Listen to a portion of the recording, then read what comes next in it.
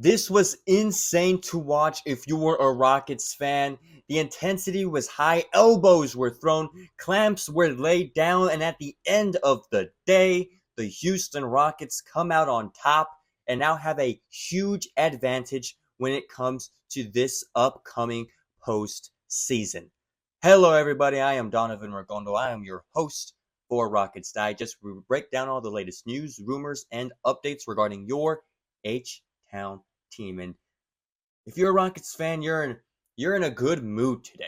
After seeing last night's game, there's really no other way to feel. And the implications of that are this: the Rockets have beaten Golden State to secure home court advantage in the first round of the playoffs. This is great news for the Rockets. This was a very, very intense game, and as we all know, the Rockets have a very difficult stretch of games, and so to play a game like this and come out on top is huge when it comes to your momentum heading into the postseason. I want to break down a little bit on the standings. Why do we have home court advantage? Well, as you can see here, we are currently the second seed in the Western Conference with only 3 games left in the regular season. The Houston Rockets could, if we lost, let's just say, I'm not saying, I'm fingers crossed, knock on wood, if we did lose the rest of our games, the lowest we could possibly drop is to the 3rd seed. So that guarantees that we will have that home court advantage in that first round of the Western Conference playoffs. So congrats to the Rockets. A goal that we've set on, our short-term goal that we set on, has officially been accomplished. We have 3 more games. We have games against the Clippers, Lakers, and the Nuggets, all tough games. Hopefully all those we come out on top. But as it stands, the Houston Rockets are a 2nd seed. And about last night's game, it was very intense. It was probably the most intense game that we've played all season. Well, or at least it's definitely up there. Playing up against a guy like Draymond Green and the Golden State Warriors, that's certainly to be the case. And it definitely was last night. And it all started in the second quarter. It started, with Draymond making some contact before the inbounds play on Şengün. And, the ref kind of warning him, hey, if you make contact like that, we're going to call you for the foul. Draymond said, hey, call the foul. I don't care. And then Şengün, he pushed Şengün again. And it ended up, you see on the right side there, hitting him right in the chest, right in the face.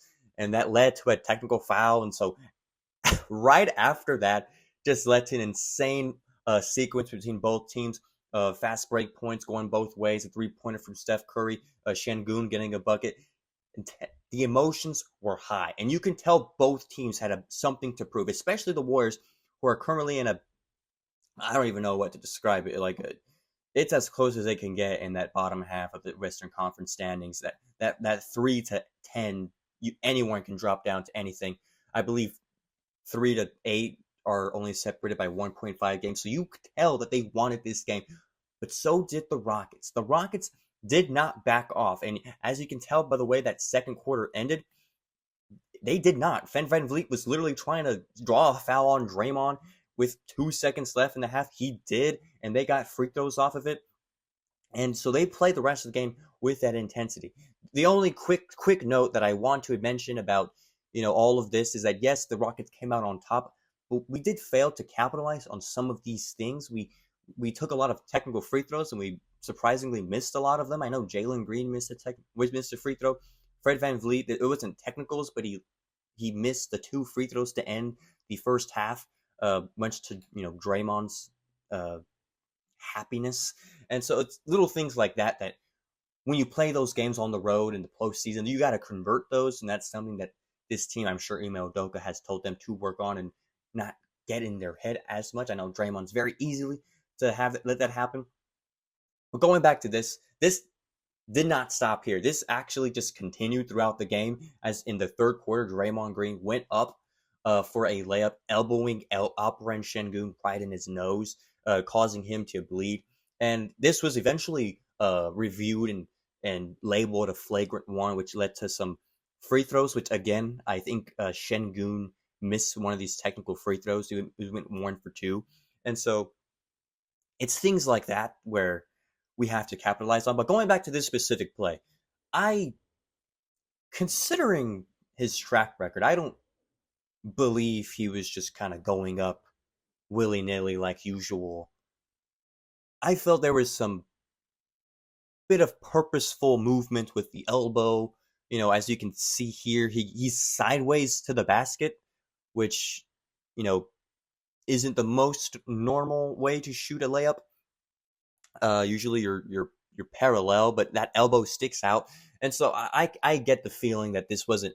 I'm not saying he did it like fully on purpose, but I'm sure he wasn't afraid. If contact was contact, then he wasn't too worried about it. He played it off like it was like a regular shot. But nevertheless, this led to Alperen Şengün taking those free throws and, quite frankly, just let the team to play with even more intensity. As you can see, uh, they play with that more intensity, and this all also falls back on how much we got into under the Warriors' skin last night.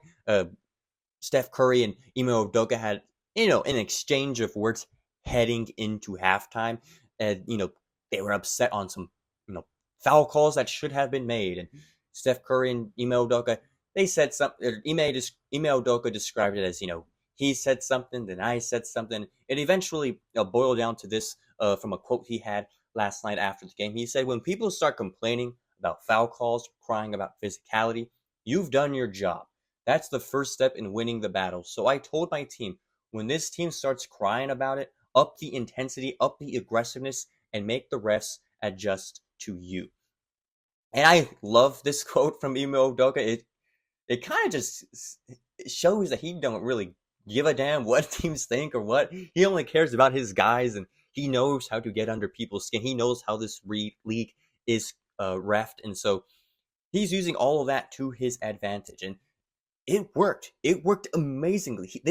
This Rockets team last night held the Golden State Warriors to 26 points and under for each quarter, which is phenomenal. To do that against the Golden State Warriors, who have the best scorer of all time in Steph Curry, is insane. And the fact that they all did it with Steph Curry only scoring 3 points, his only shot that he made was at the end of the second quarter, which was kind of like a, I know he does a lot of heaves from the 3-point line, but it was kind of like a desperate heave, in my opinion. That was his only points. Amen Thompson did a tremendous job defending Steph Curry last night. As you can see, I want to bring up this box score real quick. Kudos to Dillon Brooks for being last night's leading scorer, 24 points. Alperen Şengün with 19. Jalen Green with 21. All those guys stepped up. Jabari Smith had a great second quarter, which helped spark this team with the intensity that we played with in the second, along with all of those altercations, of course. But I want to bring up Amen Thompson right quick. Look at his plus minus. Plus 26 on the night. Beyond anybody else's. Plus 26. That mainly is due to his ability to play some of the best defense in this league. Amen Thompson effectively locking down Steph Curry last night. It's got the entire NBA community talking about it. And to me, this just puts Amen Thompson in the upper echelon of defenders in the NBA. And granted, he's a 2-year, player. This is his second year in the league. And he's playing like he's been a veteran in this league for 10 years and playing lockdown defense. And to give you a better insight on what I'm saying, Alperen Şengün had these quotes to say last night. He said Amen wasn't smiling all day. He was locked in. Couldn't even talk to him. He was locked in. Last 2 games, he's locking the best players in the world. Best players in the league. That's impressive in just his second year. He's putting names over there in the defensive player of the year. And he's not wrong. They played the Thunder on Friday night, and he locked down, I wouldn't say locked down, but he held Shai Gilgeous-Alexander to 22 points, which may sound like a lot, but when you realize Shai is a front runner for MVP, scoring 31 points a game, that's 10 under his scoring average. We'll take that any day. Because he's going to get his buckets regardless. But to hold him to 22, it's just insurmountable to describe on the effect that he's had, defending guys like him and Curry. Chasing off all those screens, being right up in front of them. It's worked to perfection. Last night it was near perfection, besides those 3 points from Steph Curry. And giving you more of a update on our quote on that aspect. Steph Curry mentioned it last night. He said that's why he's out there for 30 plus minutes a night, because that's how he helps them win. He's kind of relentless. He's a supreme athlete and just found his lane, how he can be impactful. So you got to tip your hat to him, and he's gotten a lot better. Every time, that's two everys, that's a typo. Every time you kind of come up, you face him. And that's coming from, the best scorer in NBA history. And so that's probably one of the best compliments you can get as a defender. I mean, kudos to Amon Thompson and the way he's been playing recently, and the way this whole team has been playing recently. Everyone seems to be locked in, despite kind of pulling away from those other teams. You're playing some really hard teams to end the season, and things can easily slip. And so far, they haven't let it slip. They played the Lakers. They lost to the Lakers, but it was competitive. But they've beaten the Jazz since. They've beaten the Thunder since, and they've beaten the Golden State Warriors last night. And so that shows that this team is in fact locked in. And I'll bring up the quote again, because Dylan Brooks said it after their win against the Jazz. He says, "We're playing against playoff teams, so it would be great chances to test where we're at and play our hearts out, so we can end the year on a high note." And this seems to certainly be what the Houston Rockets' mentality has been heading into these last few games. And they are some important games, a chance to lock down the 2 seed with another win within these last few games. But we'll see how it goes. There's a lot to look forward to heading into these last 3 games. An exciting game against the Clippers coming up. We'll see how that turns out. Potential first round matchup in itself as well. So it could be a quick preview. But yes, amazing day for the Rockets. A little chippiness, but it was certainly fun to watch. Let me know what you guys think about the altercations from the Golden State Warriors game.